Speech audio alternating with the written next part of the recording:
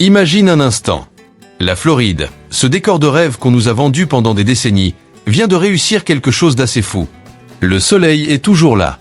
Les palmiers continuent de danser avec le vent. Les plages n'ont pas disparu. Et pourtant, quelque chose cloche profondément. Parce que si les cartes postales tiennent encore debout, la réalité, elle, se fissure. Les camions de déménagement ne font plus la queue pour entrer. Ils sortent. En masse. Et pas discrètement.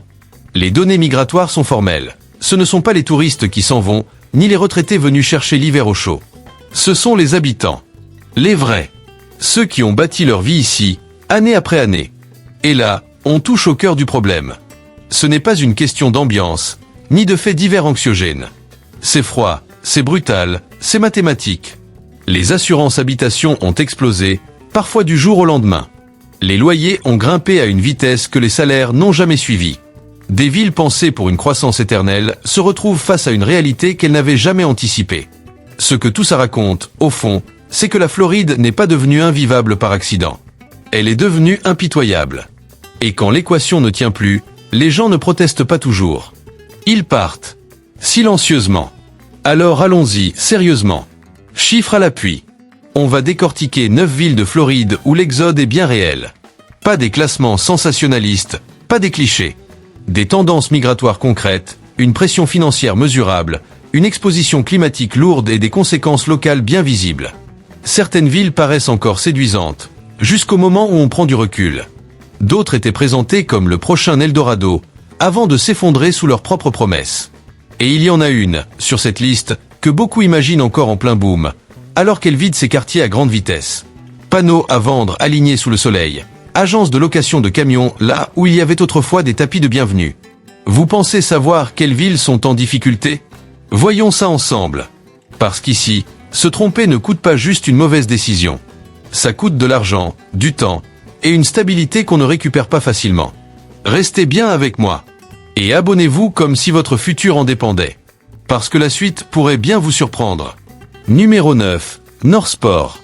Il y a encore peu de temps, Northport était la ville à la croissance la plus fulgurante de Floride. Aujourd'hui, elle est devenue un cas d'école du regret immobilier. En moins de 10 ans, cette pépite cachée est passée du statut de secret bien gardé à celui de ville qu'on évite, même pour y faire suivre son courrier. Entre 2010 et 2020, la population a bondi de plus de 60%. Du jamais vu dans l'État. Les nouveaux arrivants cherchaient des maisons abordables, du calme, une vie paisible. Et puis, ils ont découvert le prix réel de la tranquillité quand les infrastructures accusent 10 ans de retard sur la population. Les chiffres parlent d'eux-mêmes. Les assurances habitation ont augmenté de 47% en 2 ans. Entre l'ouragan Ian, les zones inondables redessinées et la loterie des assureurs floridiens, c'était inévitable. Le prix médian des maisons est passé de 200 000 à 425 000 $ en moins de 5 ans.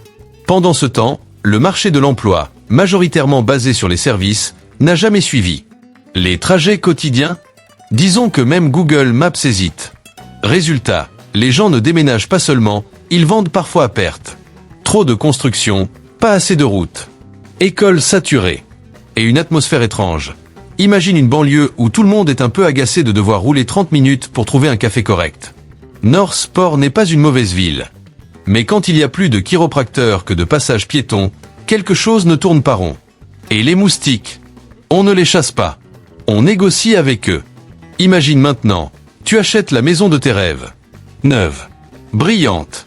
Électroménager dernier cri.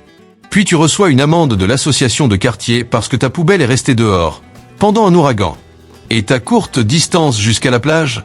2 péages, 3 zones de travaux, et une mini-crise existentielle plus tard, tu arrives. Et si Northport te semble déjà compliqué, attends de voir la suite. Numéro 8, Hialeah. Hialeah est la ville la plus dense de Floride. Et ces derniers temps, on a surtout l'impression que tout le monde essaie d'en sortir. Sur le papier, elle devrait cartonner. Une richesse culturelle incroyable, une des plus grandes communautés cubano-américaines du pays, des traditions solides, un vrai esprit de quartier, et un café si puissant qu'il te fait vibrer en 3 gorgées. Proche de Miami, proche des plages, pleine de commerces familiaux où on connaît encore ton prénom. Mais ce qu'on ne te dit pas, c'est que Hialeah devient lentement invivable. Pas parce que les gens veulent partir, mais parce que les chiffres ne collent plus. Revenu médian, environ 38 000 $ par an. Loyer moyen pour un 2 pièces, plus de 2300 $. Le ratio loyer-revenu est complètement hors sol. Les assurances ont pris 45% après Yann, même pour des maisons neuves, loin de l'eau. La croissance de l'emploi est au point mort, et les nouveaux postes sont surtout des emplois mal payés. Ajoute à ça les embouteillages, le risque d'inondation et des factures d'électricité qui semblent écrites au hasard. Yaléa, aujourd'hui, c'est travailler 2 emplois pour payer une chambre. Elle a du cœur, cette ville. Mais un cœur sous tension permanente. Les habitants le disent eux-mêmes, c'est le seul endroit où tu n'as ni les moyens de partir, ni ceux de rester. Le plus dur, c'est l'émotionnel. Voir ton quartier, ta rue, la maison de ta grand-mère te devenir inaccessible, pendant que des immeubles de luxe poussent pour des gens que tu ne connais pas. Quand même les habitants échangent des indicatifs 305 contre Tampa, tu sais que quelque chose ne va pas. Et sérieusement, pourquoi chaque rue semble en travaux sans jamais avancer? Des cônes, partout. Toujours des cônes. On dirait qu'ils se reproduisent la nuit. Et les conducteurs? Les stops à 4 voies sont traités comme des épreuves olympiques. Tu risques ta vie face à une Nissan Altima lancée à 110 devant une école. Imagine sortir de chez toi. 35 degrés, humidité maximale. L'odeur de porc grillé mélangée au caoutchouc brûlé. Tu évites un scooter, tu salues ta grand-mère, tu regardes ton téléphone. Le loyer augmente encore. Prépare-toi à faire des heures sup. Petit chiffre rapide. Un habitant moyen de Yaléa consacre 33% de plus de ses revenus au loyer que la moyenne nationale. Et pourtant, le café glacé est toujours à 1,25 $. Mystère absolu. Numéro 7. Cap Coral. Cap Coral compte plus de canaux que Venise. Et étrangement, moins de gilets de sauvetage. Construite sur l'eau, vendue comme un rêve, elle se retrouve aujourd'hui submergée par la paperasse, les primes d'assurance et les regrets. Longtemps, c'était le bon plan du waterfront abordable. Grande maison, ponton privé, ambiance paisible, idéal pour la retraite. Mais la facture a fini par arriver. Après l'ouragan Yann, les assurances ont bondi de 70 à 100%. Certaines ont tout simplement disparu. Les prix ont plafonné autour de 420 000 $, puis le marché s'est figé. Peu d'emplois en dehors de la santé, du commerce et du bâtiment. Et un des niveaux de risque d'inondation les plus élevés de Floride. Même les maisons au sec paient le prix de l'eau. La croissance démographique a ralenti brutalement. Retraités et jeunes familles commencent à partir. Quand ton assurance coûte plus cher que ta première voiture, tu ne possèdes plus ton rêve, tu le loues. Cap Coral n'a pas chuté. Elle a hésité. Ceux qui pensaient y vieillir tranquillement encaissent maintenant. Ceux qui se sont endettés pour acheter suffoquent sous les renouvellements et la préparation permanente aux tempêtes. Et c'est là le paradoxe, des rues calmes, propres, sûres, mais un risque financier plus élevé que dans des villes réputées plus dangereuses. Ici, chaque conversation commence par « Tu passes par quel assureur ?»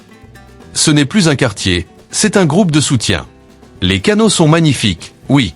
Mais au moindre accident, toute la ville se fige. Tu ne conduis pas à Cap Coral. Tu restes immobile. Calmement. En colère. Imagine la scène. Soleil couchant sur le canal. Eau lisse. Un héron immobile, comme s'il payait un loyer. Tu fais griller quelque chose, les voisins saluent. Tout semble parfait. Puis ton téléphone vibre. Renouvellement d'assurance. Prix doublé. Même paysage. Calcul totalement différent. C'est ça, le paradoxe de Cap Coral. Un des endroits les plus paisibles de cette liste, qui devient, sans bruit, l'un des plus chers simplement pour y rester. Numéro 6, Ocala. Sur le papier, Ocala se vend comme un havre de paix au cœur du pays du cheval. Une vie simple, lente, presque hors du temps. Mais ces derniers temps, les habitants ne trottent plus, ils s'échappent au galop. Parce que derrière ce calme apparent, la pression monte, doucement mais sûrement. Ocala se situe dans le centre-nord de la Floride, entouré de pâturages ondulants, de haras prestigieux et de lotissements pour retraités. On l'appelle fièrement la capitale mondiale du cheval. De grandes propriétés équestres, des chênes couverts de mousse espagnole, et cette promesse séduisante, vivre mieux, avec moins. Pendant longtemps, c'était le bon calcul. Des maisons accessibles, un rythme tranquille, loin du chaos floridien. Puis l'équation a changé. Les chiffres sont clairs. Le prix médian des maisons est passé d'environ 185 000 $ en 2019 à plus de 320 000 aujourd'hui. Les loyers ont bondi de plus de 40% en 5 ans, pendant que les salaires, eux, faisaient du surplace. Le marché du travail reste dominé par la santé, le commerce et la logistique. Peu de croissance, peu de perspectives d'évolution. Et côté sécurité, les vols et les cambriolages dépassent largement la moyenne nationale. Résultat, la croissance démographique s'est essoufflée. Les locataires et de nombreux retraités commencent à partir, discrètement, vers des zones voisines plus abordables et plus stables. Ocala était autrefois bon marché parce qu'elle était ennuyeuse. Aujourd'hui, elle est chère et toujours ennuyeuse. Et ça, c'est une combinaison dangereuse. Ce que ça fait d'y vivre maintenant, Ocala ne s'est pas effondrée d'un coup. Elle s'est usée. Les investisseurs sont arrivés. Les rénovateurs aussi. Les habitants historiques ont été mis de côté. Ceux qui cherchaient le calme se retrouvent avec des embouteillages, des routes saturées et des quartiers qui donnent l'impression d'avoir été laissés en chantier. Comme si la ville avait commencé une phrase, sans jamais la terminer. Un habitant l'a résumé parfaitement. Ocala grandit, mais ne s'améliore pas. Et c'est ça, le vrai coût émotionnel. On paie plus, sans recevoir plus. Pourquoi chaque route semble avoir été dessinée à l'époque des calèches? 2 voies, pas de voie de dégagement, tout le monde hésite. Et pourquoi chaque nouveau restaurant est soit une chaîne, soit un nom ultra rustique du type Oak Barrel Junction? J'ai juste faim, pas besoin d'un voyage dans le 19e siècle. Ocala n'est pas dangereuse. Elle est incertaine. Et l'incertitude, surtout pour les retraités aux revenus fixes et les familles sous pression, finit toujours par faire fuir. Ce n'est pas la pire ville de la liste. C'est simplement celle où les attentes et la réalité ont cessé de coïncider. Numéro 5. Palm Coast. Palm Coast ne s'est pas effondrée. Elle s'est simplement saturée avec élégance. C'était censé être le coin zen de la Floride. Le problème, c'est que même le calme a une capacité maximale. Situé entre Saint-Augustine et Daytona Beach, le long de l'Atlantique, Palm Coast aligne des quartiers bien planifiés, des boulevards bordés de palmiers et une ambiance qui dit clairement « retraite anticipée, conduite lente, plainte polie ». Pendant des années, ça a fonctionné. Peu de criminalité, des rues propres, des maisons correctes et juste assez de nature pour se sentir bien. Puis tout le monde l'a découverte. Après 2020, la population a explosé, portée par les retraités et les travailleurs à distance. Le prix médian des maisons est passé d'environ 230 000 à plus de 380 000 $ en moins de 4 ans.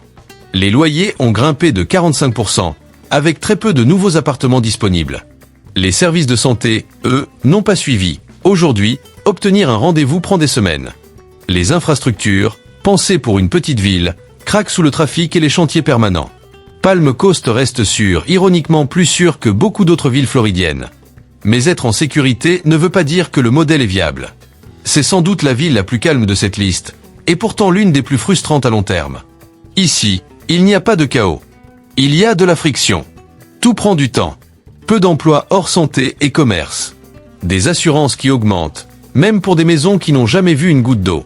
C'est parfait si tu as déjà construit ta vie. Beaucoup moins si tu es encore en train d'essayer. Le paradoxe est cruel. Palm Coast est plus sûr que des villes avec plus de criminalité, mais financièrement plus étouffantes que des endroits offrant davantage d'opportunités. Tu te sens protégé, tout en étant lentement coincé.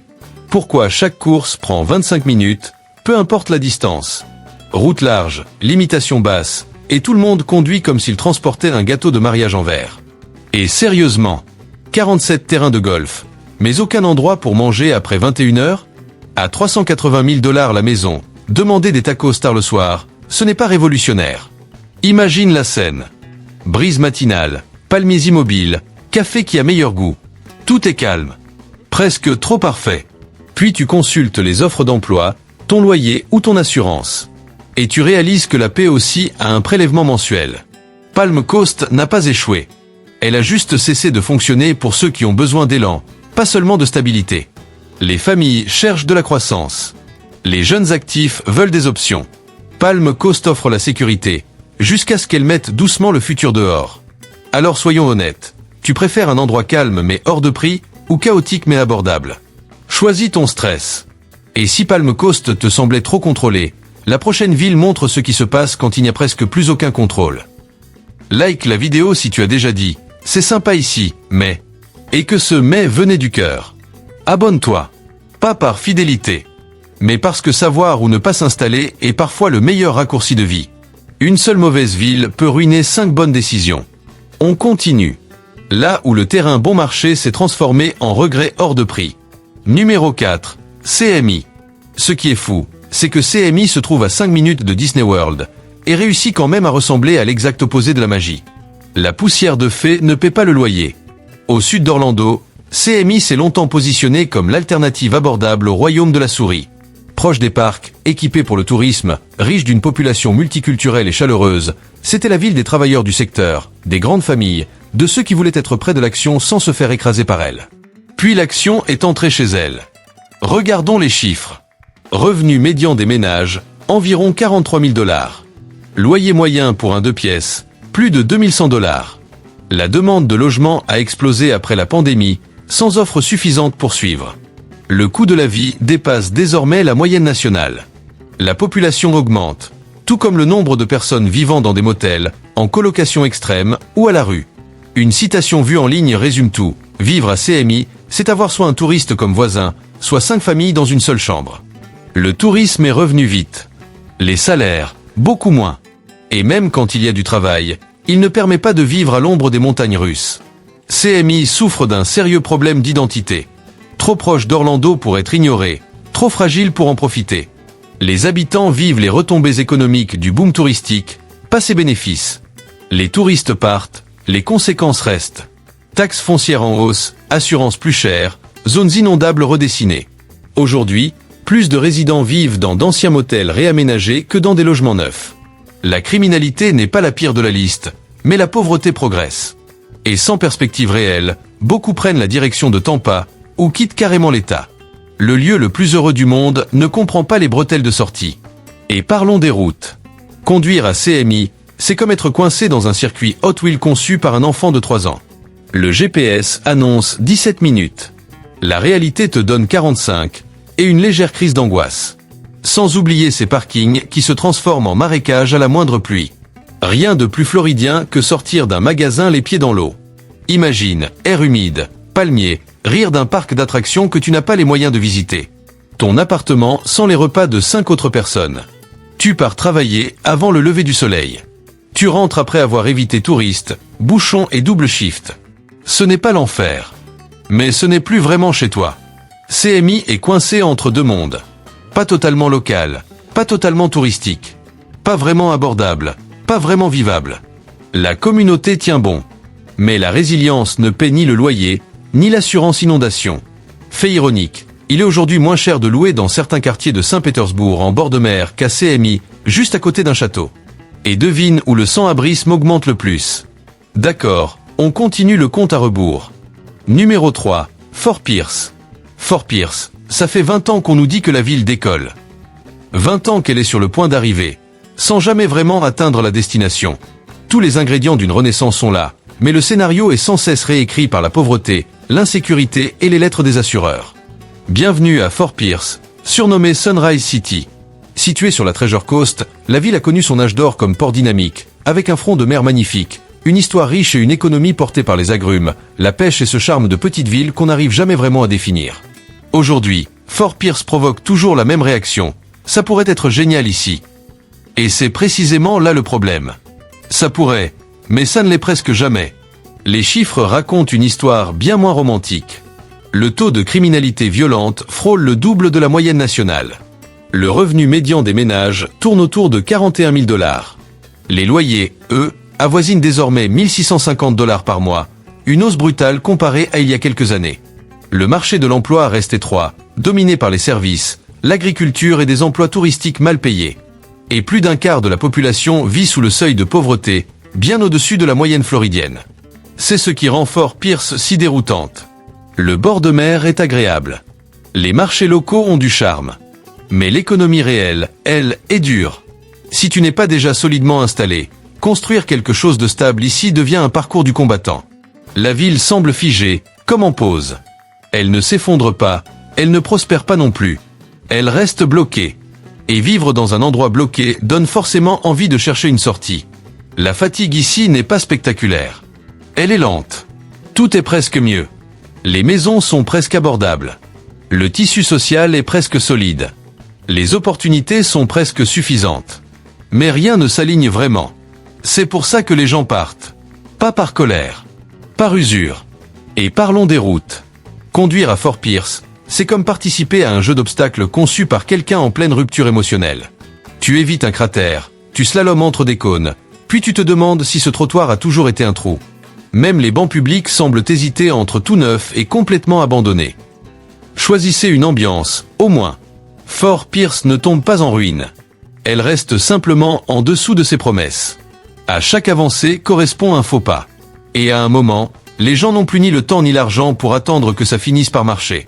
Quand l'insécurité augmente, que les salaires stagnent et que les promesses s'empilent sans résultat concret, on regarde ailleurs. Numéro 2, le Higacre. Le Higacre, c'est la terre d'opportunité, qui a oublié de devenir une ville. Un endroit où les terrains vides sont légion, où les routes s'arrêtent sans prévenir, et qui finit par symboliser tout ce qui n'a jamais été achevé. Ici, pas de plage ni de carte postale. Le Higacre est une immense zone non incorporée sur la côte du Golfe. À l'origine, on y vendait un rêve simple, des terrains bon marché, de grands espaces, et un quadrillage parfait de route, comme si quelqu'un avait dessiné la Floride idéale sur une serviette avant de poser le stylo. Pendant des décennies, des centaines de milliers de parcelles ont été vendues avec des noms prometteurs, Sunset Ridge, Grandview Estate, même quand il n'y avait ni trottoir, ni égout, ni véritable service public. La réalité est moins séduisante. La population a explosé dans les années 2000, puis a stagné quand les infrastructures n'ont pas suivi. Les prix ont grimpé vite. Aujourd'hui, certains terrains se vendent plus cher que des maisons ailleurs dans l'État. Beaucoup de routes sont encore en terre ou inachevées. Les emplois sont rares, et le principal employeur se trouve souvent à 30 minutes de route, minimum. Ajoute à ça un risque élevé d'inondation et d'ouragan, avec peu de protection municipale. Un habitant résume parfaitement la situation. C'est comme vivre dans un lotissement que les urbanistes ont ghosté. Le Higacre ne s'écroule pas, elle s'étale. Les maisons sont dispersées, comme des chapitres jamais reliés entre eux. On vient pour l'espace, et on se retrouve entouré de vide. Pas de centre-ville vivant, pas de vraie vie de quartier, juste des kilomètres de route et beaucoup d'attentes. Et quand les besoins finissent par arriver, route, eau, internet, on comprend que l'infrastructure n'est pas un bonus, mais une facture. Le choc émotionnel est discret mais réel. Tu pensais acheter un rêve, tu as surtout acheté du potentiel, à crédit. Comment expliquer des feux tricolores là, où il n'y a presque personne? Des panneaux gigantesques indiquant des rues prestigieuses qui mènent à un marécage et une caravane. L'ambition est là, mais l'exécution s'est arrêtée en chemin.